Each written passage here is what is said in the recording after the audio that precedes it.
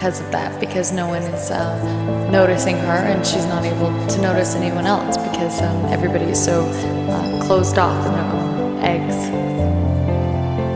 Yeah, so it was really cool to work with Sean. He's such a kind person. He's also from Vancouver, which is where my husband's from.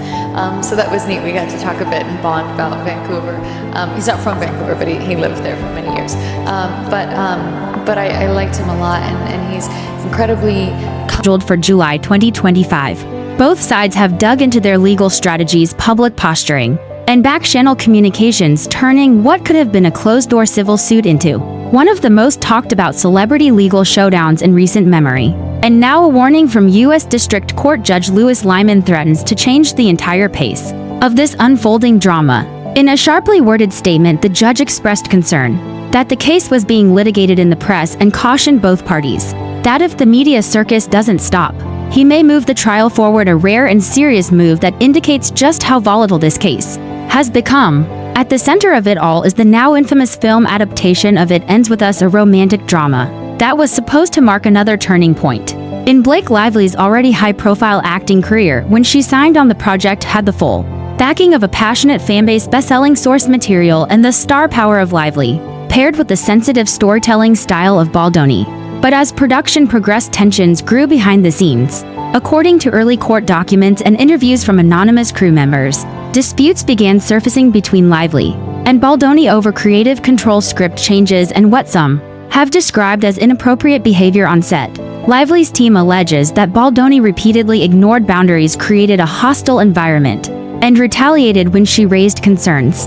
In response, Baldoni filed a counterclaim alleging defamation and what his legal team has referred to as an attempt to extort and manipulate public sentiment under the guise of activism. The allegations, denials, and counter-accusations have now played out over multiple court filings, social media statements, and off-the-record interviews with insiders from both camps. And through it all, the judge has had to maintain a tight grip on a case that seems to have a life of its own. The warning issued by Judge Lyman wasn't merely about decorum. It was about protecting the judicial process. He made it clear that neither side would be allowed to weaponize public opinion in lieu of actual legal evidence, and that the court would not tolerate the continued media leaks and carefully crafted PR statements disguised as clarifications. In his statement, he even implied that if the behavior continued, the court would be forced to expedite proceedings, an outcome that could catch both sides unprepared and potentially expose even more behind-the-scenes details than either would like made public. For Blake Lively, this trial represents more than just a legal battle. It's a turning point in how she is seen as a public figure. Long celebrated for her clean image, fashion sense, and her marriage to actor Ryan Reynolds, Lively has never been at the center of controversy of this magnitude. Her team has tried to frame the situation as one of a woman standing up against a toxic power structure, aligning her with broader #MeToo narratives without directly invoking the movement. But the more her side leaks documents, testimony snippets, and insider commentary, the more she runs the risk of alienating neutral observers, who may see this as a case of celebrity privilege turned into a media weapon. The judge's warning hits especially hard in this context, because much of what's played out in the public eye, right down to the carefully timed leaks about deposition dates, has seemed to coordinated to be accidental. Justin Baldoni, meanwhile, is fighting for more than just his reputation. He's fighting for his credibility as a storyteller who has built his brand on vulnerability, emotional honesty, and a public embrace of sensitivity in men. His public image as the thoughtful, modern man is at direct odds with the accusations against him, which include sexual harassment, coercive behavior, and career retaliation. Baldoni's team insists the accusations are not only false but timed in a way that suggests strategic sabotage, pointing to text messages, behind-the-scenes footage, and internal emails that they say will show a very different version of events than what Lively's lawyers are painting in court. For him, the threat of the judge moving up the trial date presents a double-edged sword. On one hand, it might allow his team to get their version of the story out sooner. On the other, it shortens the timeline for discovery and deposition preparation, which are crucial to building a defense as complex and high-profile as this one. Adding to the complexity is the role of the press itself. This case, more than most, has been shaped by how it's been reported and who is doing the reporting. While Deadline People and EW have provided more traditional coverage, a wave of independent creators, YouTube commentators, and TikTok investigators have turned the case into serialized content. They dissect every filing, every leaked message, every shift in strategy, creating an echo chamber, where fact and speculation often blur. In some ways, this media involvement has functioned like a second courtroom one, where evidence is optional and opinion rules. And it's exactly this kind of atmosphere that Judge Lyman is trying to avoid. He knows that if the public is allowed to serve as a jury before the real jury even assembles, then the integrity of the entire trial is at risk. Behind the scenes, both legal teams are scrambling. Blake Lively's lawyers are reportedly trying to enforce strict non-disclosure agreements among her collaborators, friends, and even stylists, worried that even the most casual conversation could make its way into the public sphere. Meanwhile, Baldoni's team is requesting subpoenas for private communications between Lively and several unnamed third parties. Communications, they say, will show inconsistencies in her narrative. Some sources suggest that those third parties include former assistants and off-the-record consultants who had no idea they would be pulled into a legal firestorm. The threat of the trial being moved forward only intensifies the pressure on both sides to lock down their witnesses and solidify their evidence now, not later. Then there's the question of what this case means for the industry at large. In an era where reputational damage can occur faster than legal decisions, the Lively-Baldoni showdown is being watched closely by producers, studios, and agencies alike. If a project like it ends with us, a seemingly uncontroversial romance adaptation can devolve into legal warfare between its two biggest names, then what does that say about the future of collaboration in Hollywood? Some insiders fear that this trial could set a dangerous precedent, one where unresolved creative tensions lead not to arbitration or mediation, but to full-scale public accusations and lawsuits. Others argue it's a long overdue reckoning that forces everyone, no matter how powerful, to think twice about how they behave when cameras stop rolling. For now, both Blake Lively and Justin Baldoni remain silent in the traditional sense. No new Instagram posts, no red carpet appearances, no interviews. But silence in this case does not mean absence. Their lawyers, PR reps, and social circles continue to shape the story behind the scenes. Every media outlet that mentions the case, every influencer who comments on a leaked quote, every YouTuber who speculates about the next court filing, it all adds fuel to a fire the judge is now trying desperately to contain. Whether or not he succeeds in doing that remains to be seen, but his message was unmistakable. Get your story straight in court, or as the fallout deepens and the legal chessboard expands, the courtroom battle between Blake Lively and Justin Baldoni continues to unravel into something more than a simple matter of accusation and defense. It's becoming a symbolic moment, a larger story about modern celebrity media manipulation and the limits of reputation management in a hyper-connected world. While Judge Lyman's caution about litigating in the press sent waves through both legal teams, it hasn't stopped the story from growing. Each leaked document, each silent gesture from either star, and each whisper from anonymous insiders fuels more speculation, pushing the case further into the public consciousness and making it harder for either side to control how they're being perceived. And with the trial still technically months away, unless moved up, the pressure continues to mount. Sources inside the courthouse say the judge is particularly frustrated by how both parties seem to be using media as a weapon. Lively's attorneys maintain that their client is trying to maintain her privacy and only responded publicly to protect herself after being portrayed unfairly. Yet several entertainment journalists have reported receiving curated leaked screenshots of messages and unofficial timelines from sources claiming to represent Lively's interests. Baldoni's side accuses Lively's team of manipulating the court of public opinion and attempting to apply pressure on the judge through public outrage. But Baldoni hasn't stayed completely silent either. A subtle change in the tone of his legal filings, as well as vague social media posts from his circle referencing truth always finds its way, suggests that he too is acutely aware of the image war being fought in tandem with the legal one. Even more concerning for the judge is how the case is now influencing other unrelated parties, producers, and executives who where the Hollywood community has begun to distance itself from both Blake Lively and Justin Baldoni, not necessarily because of guilt or innocence, but because the entire situation has become too toxic. One Hollywood financier described it as a masterclass in how quickly a red carpet collaboration can descend into a courtroom battle. Film projects, sponsorships, and interviews are being canceled or delayed as both teams prepare for months or years of damage control. Regardless of the verdict, their careers may already be changed permanently, not because of who wins, but because of how this has unfolded publicly. For Blake Lively, the stakes are especially high. She spent over a decade building a reputation as a grounded, unproblematic Celebrity known for her fashion, her marriage to Ryan Reynolds, and her private lifestyle. But now legal filings, media coverage, and leaked information have painted a different picture. Her team claims she only went public as a last resort, but the result is a public image that has shifted. Whether this change will attract new supporters or drive away her old fan base remains uncertain. For Justin Baldoni, the damage is personal. His brand is built on empathy, emotional growth, and redefining masculinity. His series Man Enough and his public persona rely on being seen as thoughtful and respectful. The allegations threaten to destroy that image. Supporters argue that he is being targeted for ambition and leadership qualities that would be praised in another context. Critics argue that sensitivity in interviews means nothing. If his behavior on set was different, now he faces judgment from both the court and the public. As critical deadlines approach, including depositions and witness interviews, both legal teams are trying to control media narratives.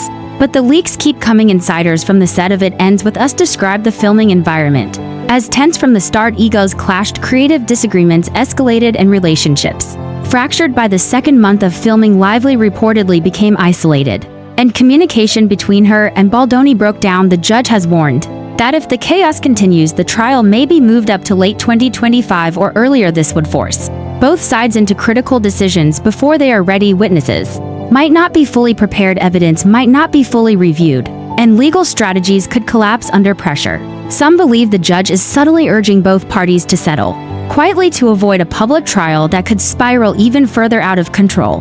But so far, neither side seems willing to settle. Both are focused on winning, not just in court, but in public opinion. On social media, fans argue about everything from Instagram captions to leaked text messages. Both sides believe they are right, and both have followers willing to fight their battles online. In a traditional case, this noise could be ignored, but here it influences everything from jury pools to public perception. Even the judge is under scrutiny, with some questioning whether he can remain neutral amid the media circus. Legal experts believe Judge Lyman is trying to restore order by threatening to speed up the trial. He prefers cases to be resolved on facts, not emotion, but whether he can regain control is unclear. Behind closed doors, there may be negotiations happening, compromises being considered, and apologies that the public will never hear. For now, both sides remain silent publicly but are working tirelessly in private. The media continues to amplify the story, feeding the spectacle and keeping the drama alive. This is no longer just about the law, it is a cultural moment, a human drama, and a cautionary tale about what happens when personal conflict becomes a public performance. Everyone involved is now locked in a battle for narrative control, and no one knows who will come out unscathed. As legal discovery continues, new names are coming forward: producers, assistants, publicists, and stylists who may be called to testify. Their accounts could either confirm or contradict the claims made by Lively and Baldoni. Some are afraid to speak, fearing career damage or being forever tied to a scandal they never wanted to be part of. The media attention has only made this fear worse, where every document becomes a headline and every whisper becomes a viral moment. Both celebrities have withdrawn from public life. Lively is staying close to family, rarely appearing in public and relying on Ryan Reynolds for support. She is determined to pursue the case because she feels it is a moral obligation, not revenge. Baldoni has canceled speaking engagements and public appearances. He remains focused on his legal strategy, believing that undisclosed evidence will shift public opinion in his favor.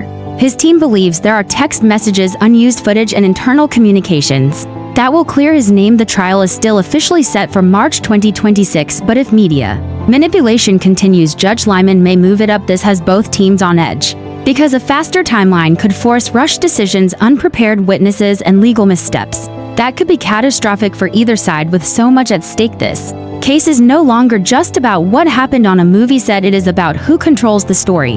When power, ego, and fear collide, the looming threat of an accelerated trial. And I have someone very, very close to me in my life who's gone through what Lily's going through for a long time, and I've been on the front lines helping her navigate that space. So that movie meant a lot to me. Yeah. And it means a lot to her, this person in my life, and it was one of the reasons that me doing that film. Misconduct. While Baldoni is seen by some as a victim of character assassination, influencers and podcasters feed the media storm, making the case less about facts and more about public perception.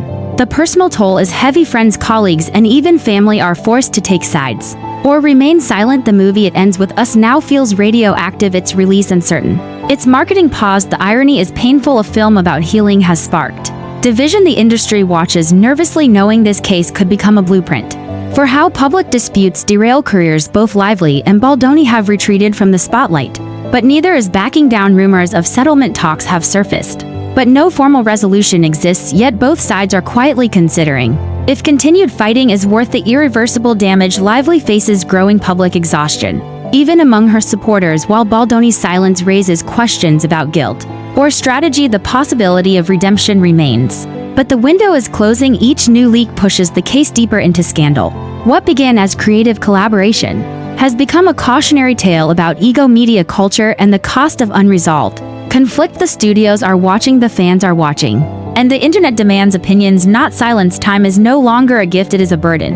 And if neither side pulls back soon, the trial could move forward publicly and painfully, leaving both reputations forever altered. The final act has begun, not with closure but with uncertainty. And the truth, whatever it is, remains buried beneath the noise. Reputations are fully and permanently transformed by what happens next. The idea of a trial being moved forward by months isn't just a procedural inconvenience. It's a strategic shockwave. Legal teams that were preparing for a long arc of motion filings, discovery phases, and curated media spin are now rushing to triage. Evidence that was meant to be reviewed with surgical precision may now have to be submitted under pressure. Witnesses who were cautiously preparing for 2026 might soon be testifying by year's end.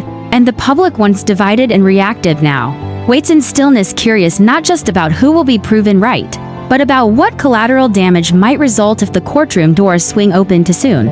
For Blake Lively, that threat isn't just about timelines, it's about exposure.